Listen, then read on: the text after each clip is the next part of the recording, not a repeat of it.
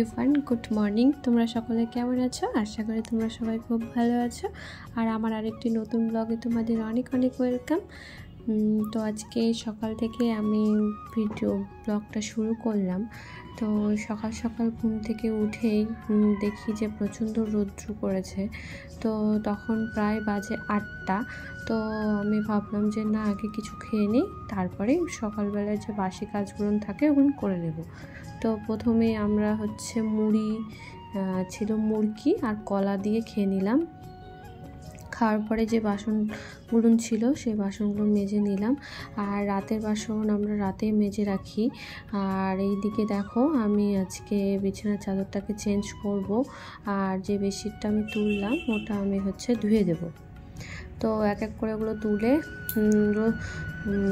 বালিশগুলো একটু রোদ্রে দেব, পরে দেবো ওগুলো। তো আগে বেডশিটটাকে আগে চেঞ্জ করে নিচ্ছি। আর এটা সুতির বেডশিট, খুবই ভালো, নরম। তো সুতির বেডশিটে দেখবা শুয়েও আরাম, সব কিছুতেই আরাম। কিন্তু একটু কি হয়, বেশি রৌদ্র দিলে একটু রঙটা একটু কেমন যেন ফ্যাকাশে হয়ে যায়। আর এই যে এটা এখন দেখো, এটা আমি এখন কি করে সার্ফ জলের মধ্যে ভিজিয়ে রাখবো। আর যখন স্নান করব তখন এটাকে ধুয়ে দেব।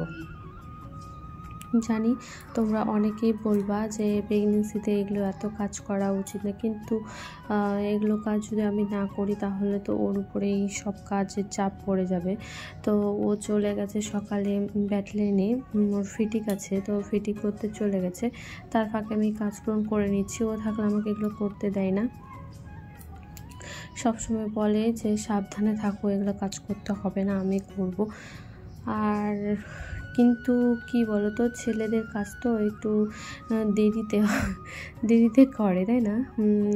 ওরা বলে, কিন্তু কবে করবে না করবে তার আশায় বসে থাকলে তো হবে না। আর বাড়ি ঘরের পরিষ্কারের দায়িত্ব তো মেয়েদেরই, তাই না? সেই কারণে আমি ভাবছি না, আমি ধীরে ধীরে করব, কিন্তু সাবধানে করব। আর এদিকে দেখতে দেখতে আমি দেখো ঘরবাড়িগুলো একটু ঝাড় দিয়ে দিচ্ছি। আর ভালো করে ঝাড় দিয়ে নিচ্ছি। চোখের তলগুলো একটু দেখলাম যে হালকা হালকা নোংরা হয়েছে, ওগুলোকে একটু ভালো করে পরিষ্কার করে নিচ্ছিলাম। আর গাছের পাতাও কয়েকটা লাল হয়ে গেছে, প্রচণ্ড রৌদ্রুতে না গাছগুলো ভালো হচ্ছে না। গাছের কিছু ব্যবস্থা করতে হবে, দেখি কি করা যায়। আর জল দিতেই জল থাকছে না, এত পরিমাণে জল লাগছে। আর আমি প্রত্যেক দিনই জল দেই, কোনো দিন সকালে কোনো দিন বিকেলে। এই যে দেখো, অনেক দিন হয়ে গেল বাইরেটা ঝাড় দেওয়া হয়নি, তো আজকে একটু ঝাড় দিয়ে নিলাম। আর ঝাড় দিয়ে না আমরা নোংরাটাকে ফেলি না ওরভাবে, আমরা একটা ক্যারি ব্যাগে করে ওটা কি করি, ছাদে নিয়ে গিয়ে ওই দিকে পাঁচিলের ওই পার ফেলে দিয়ে আসি। আর রাত্রে যেহেতু আমি রান্নাঘরটা পরিষ্কার করে রেখেছিলাম, সকালে আর ওরমভাবে আমার চাপ হয় না, শুধু ঘর বারান্দাটা ঝাড় দেওয়া, আর যদি মোছা থাকে তাহলে মুছে নিই। আর এগুলো কাজ তো আমার কমপ্লিট করার পর দেখো, আমি এই যে বেডশিট আর পিলো কভারগুলো ছিল, ওগুলো একটু পা দিয়ে খুঁচিয়ে একটু নোংরাটাকে বের করে দিচ্ছি। এটা আমি স্পিডে দিয়েছি বলে তোমাদের এরকম মনে হচ্ছে, কিন্তু আমি এতটাও জোরে জোরে কাজ করছিলাম না, আস্তে আস্তে করছিলাম। তো এগুলো আমি ভালো করে ধুয়ে নেব। তো আমি জামাগুলো ধুয়ে যখন মেলতে গেছিলাম তখন দেখলাম দড়িটা ছিঁড়ে গেল। তা আমি আর এই জামা কাপড়গুলো মেলতে পারিনি, আমার বর এসে এগুলোকে রোদে দেবে। আর এদিকে দেখো, আমি একটু ঠাকুর প্রণাম করে নিলাম। আমাদের বাড়ির নিয়ম যে 5 মাস হয়ে গেলে আর ঠাকুর পুজো দেওয়া যায় না।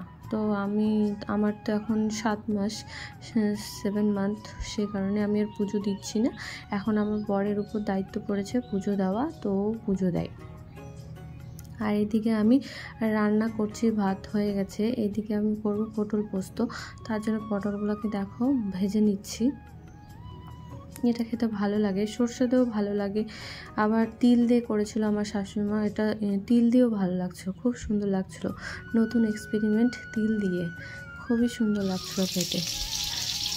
আর এই পটলগুলোকে একটু লাল লাল করে ভাজছিলাম। আর রান্না করতে করতে এত পরিমাণে গরম লাগছিল, তো আমি তোমাদের সঙ্গে ওটাই বলছিলাম যে প্রচণ্ড গরম, এই গরমের মধ্যে রান্না করতে ভালো লাগে না। তখন বাজে প্রায় 11টা, আর আমরা খেতে খেতে প্রায় 12টা বেজে গেছিলো। আর এদিকে রান্না হয়েছে সয়াবিন আলু দিয়ে একটা তরকারি, আর পটল পোস্ত, আর এদিকে ডাল করেছি। এই গরমের মধ্যে এগুলোই ঠিক আছে, তাই না? আর এদিকে শসা আছে আর লেবু আছে। তো ওকে তো ভাত বেড়ে দিয়েছি, আমিও ভাত বেড়ে নিয়েছি।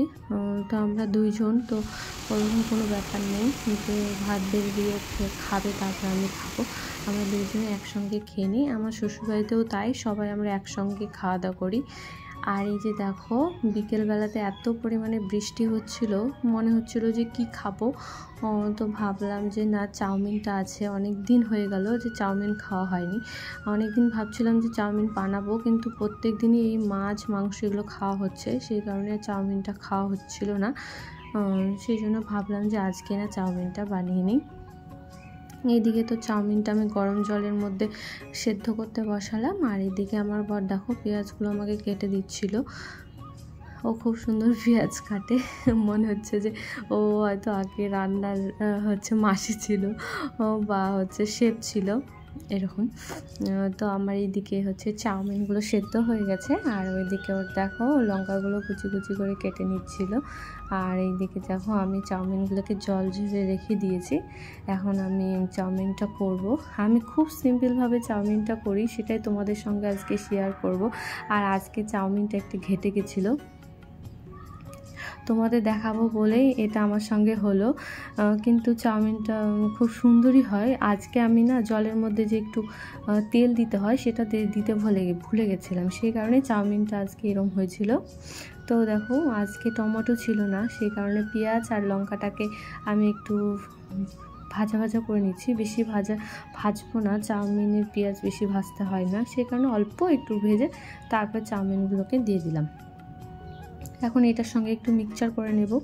আর আমার অনেক দিন হয়ে গেল চাউমিন খেতে ইচ্ছা করছিল, কিন্তু বললামই তো রিস্ক খাবারের জন্য আমরা চাউমিনটা খাচ্ছিলাম না। কিন্তু ফাইনালি আজকে হয়ে গেছে। আজকে ওই যে রান্নাগুলো ছিল ওগুলো নিয়ে আমরা রাত্রিবেলা খেয়ে নেব, আর রাত্রিবেলা রান্না করব না, এটা খেয়ে তারপর ভাতটুকু খেয়ে আমরা ঘুমিয়ে পড়বো। সেই কারণে আজকে চাউমিনটা বানাচ্ছি।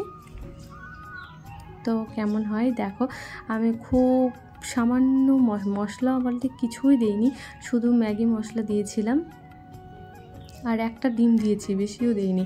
তাই রাত্রেবেলা মনে হচ্ছিল যে আমার গ্যাস হয়ে গেছে, এরকম মনে হচ্ছিল। এখন এই সময়টাতে না বেশি খাওয়াটাও আর কি ভালো না, আর কি অস্বস্তিকর, নিজেরই আর কি কষ্ট হয় খুব, সেই কারণে বুঝে সুঝে খেতে হচ্ছে। কিন্তু প্রচুর খিদে পায় আর খাওয়ারও ইচ্ছে হয়, কিন্তু এই যে উপায় নেই, যদি গ্যাস অম্বল হয়ে যায়, সেই কারণে সেই জন্য আমরা সবসময় শশাটা আমি খাই। ডক্টর বলেছে যে সবসময় শশাটা খাবা, স্যালাড জাতীয় খাবার, তাহলে আর কি গ্যাসটা হবে না। এই যে দেখো আমি এখন এই যে ম্যাগি মশলাটা দিয়ে দিচ্ছি, এটাই শুধু দিয়েছি, আর কিছুই দেইনি। আর আমরা সস দিয়েও খাইনি আজকে, এমনি শুধু খেয়েছি, একটু শসা কুচি আর পেঁয়াজ কুচি দিয়ে এই চাউমিনটা খেয়েছি। ভালো লাগছিল, অতটাও খারাপ লাগেনি। আর এই যে দেখো তোমাদের বললাম যে চাউমিনটা আজকে ঘেটে গেছে, এই যে একটু সেদ্ধটা বেশি হয়েছে, আর বললাম না জলের মধ্যে তেলটা দেইনি, এই কারণে এরকম হয়েছে। আর আমি এইভাবে চাউমিনটা বানাই না, কিন্তু আজকে ভাবলাম যে না, খুব শর্টকাটে চাউমিনটা বানিয়ে নেই, কিন্তু খেতে না খুব ভালো হয়েছিল। দেখে আমি না হলেও খেতে ভালো হয়েছিল।